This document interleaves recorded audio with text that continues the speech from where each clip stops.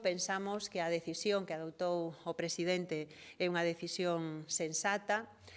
A súa dimisión, no fondo, pois tamén tería sido unha victoria daqueles que non asumen o resultado democráticamente expresado das urnas, desde o PP á extrema dereita, a determinados poderes económicos, mediáticos e xudiciais que están empeñados en torcerlle o pulso á vontade da maioría social. En política non vale todo, que hai liñas vermellas que non se poden traspasar, que a política non consiste na deshumanización do adversario político, no de convertir precisamente a quen pensa diferente nun inimigo que hai que destruir mesmo no personal e, desde logo, creemos que outra forma de facer política é necesaria e imprescindible e que temos que ser solidarios e solidarias cando hai ataques a outras persoas, sexan quen sexan e afectenlle a quen lle afecte. Entendemos que é positivo que poda continuar esta legislatura e que o Goberno ten que cumprir con Galiza, ten que cumprir coa Axenda Galega e ten que ser consciente de que é importante